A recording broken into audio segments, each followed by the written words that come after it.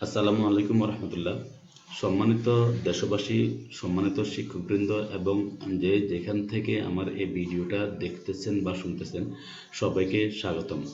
আজকের এই ভিডিওটা হচ্ছে মূলত যে শিক্ষা প্রতিষ্ঠানে কাদেরকে শিক্ষক বলা যাবে বা কাদেরকে শিক্ষক বলা যাবে না, শিক্ষা প্রতিষ্ঠানের বাইরেও কাদেরকে শিক্ষক বলা যাবে বা যাবে না, সেই ব্যাপারে মাউসি একটা পরিপত্র প্রকাশ করেছে। পরিপত্রটা হচ্ছে শিক্ষা প্রতিষ্ঠান আইন ম্যানুয়াল, যেটা সেখানে একটা সংশোধিত গ্যাজেট প্রকাশ পেয়েছে, সেটা 2024 সালের 25শে এপ্রিলে। তো এখানে আমি আজকে আপনাদেরকে সেই গ্যাজেটটার দেখাবো। যেমন লেখা আছে, শিক্ষক অর্থ বেসরকারি শিক্ষা প্রতিষ্ঠানে পূর্ণকালীন শিক্ষাদানের জন্য নিয়োগপ্রাপ্ত যে কোনো বিষয়ের শিক্ষক, প্রদর্শক ও ইনস্ট্রাক্টর।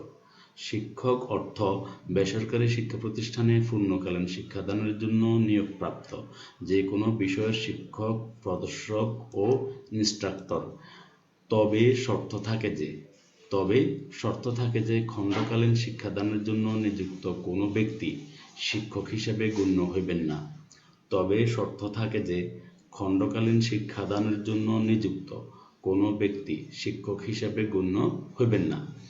আরও শর্ত থাকে যে কোনো বেসরকারি শিক্ষা প্রতিষ্ঠানের সহিত প্রাথমিক স্তরের অনুমোদিত কোনো শাখা সংযুক্ত থাকিলে উক্ত শাখার পূর্ণকালীন শিক্ষাদানের জন্য নিয়োগপ্রাপ্ত ব্যক্তিও শিক্ষক হিসেবে গণ্য হইবেন।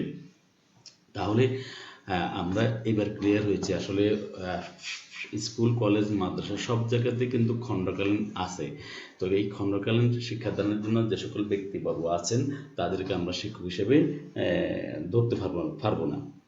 যদিও আমরা তাদেরকে রুটিনে পূর্ণকালীন শিক্ষকদের সাথে সম্মান দেখিয়ে থাকি বা তাদের নাম প্রদর্শন করে থাকি, তবে হাজিরা খাতাতে আমরা কিন্তু খণ্ডকালীন শিক্ষকদের নাম আমাদের নামের সাথে রাখবো না।